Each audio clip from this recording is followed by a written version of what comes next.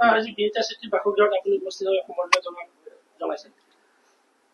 Britain got talent নামৰ অনুষ্ঠানটোৰ দ্বাৰা অসমৰ জীয়ৰী বিনিতা চেত্ৰীৰ যি পাৰদৰ্শিতা, যি টেলেণ্ট সমগ্ৰ বিশ্বক দেখুৱালে, সেই উপলক্ষে তেওঁ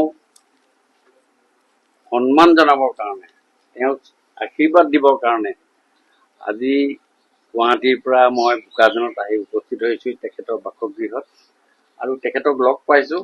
অত্যন্ত ভাল লাগিছে যে এই 9 বছৰীয়া ছোৱালীজনীয়ে আজি অসমৰ নাম, ভাৰতবৰ্ষৰ নাম ব্ৰিটেইনত গৈ আজি নাম উজ্বলাবলৈ যি প্ৰয়াস কৰিছে আৰু চেষ্টা কৰি 3য় স্থান দখল কৰিছে। মই তেওঁক আশীৰ্বাদ দিছোঁ। আমি আৰু তেওঁক যাতে উন্নতি পথত আগুৱাই যাব পাৰে তাৰ কাৰণে আশাৰে আজি তেওঁক আহি পেলাই আমি তেওঁ বাসগৃহত, বোকাজানৰ বাসগৃহত আহি পেলাই তেওঁক আজি মই আশীৰ্বাদ দিছোঁ।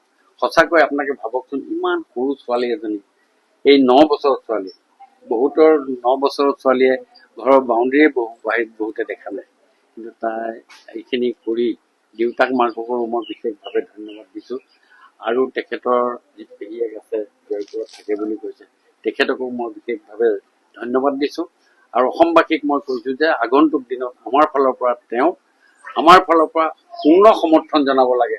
আগন্তুক যিবিলাক তেওঁ যোগদান কৰিব, যিবিলাক অনুষ্ঠানত যি প্ৰতিযোগিতাবিলাকত যোগদান কৰিব, যাতে আমি আগন্তুক দিনত আমাৰ ফালৰ পৰা নৈতিক সমৰ্থন আমি দিব পাৰোঁ, আমি মৰেল ছাপৰ্ট তেওঁক দিব পাৰোঁ।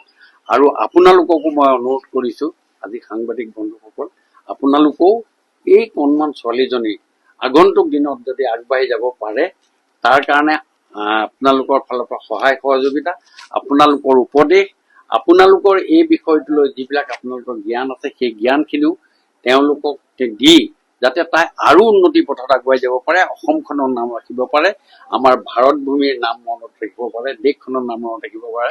পুনৰবাৰ তেওঁ ভগৱানৰ ওচৰত প্ৰাৰ্থনা জনাইছোঁ, তেওঁ সুস্বাস্থ্য কামনা কৰিছোঁ, যাতে সদায় ভাল হৈ থাকে, সদায় থাকে সুন্দৰভাৱে আৰু অসমৰ নাম উজ্জ্বল কৰিব পাৰে, নিজৰ নাম উজ্জ্বল কৰিব পাৰে। বিনিতা চেত্ৰীলৈ মোৰ ফালৰ পৰা মই ডিব্ৰুগড়ৰ বিধায়ক হিচাপে, অসম চৰকাৰৰ মন্ত্ৰী হিচাপে তেওঁক পুনৰবাৰ মোৰ ফালৰ পৰা বহুত বহুত মই আশীৰ্বাদ জনাইছোঁ। ছাৰ, ৰাজ্য চৰকাৰ মোৰ লখিমী কেইজনীয়ে ইমান বেছিকৈ গাখীৰ দিয়ে, মনটো একেবাৰে ভাল লাগি যায়। বিয়মৰ দানা খোৱাৰ পৰা মই বেছিকৈ লাভৱান হৈছোঁ। আপোনালোকেও বিয়মৰ দানা খুৱাওক আৰু এইটো বেছিকৈ লাভ কৰক।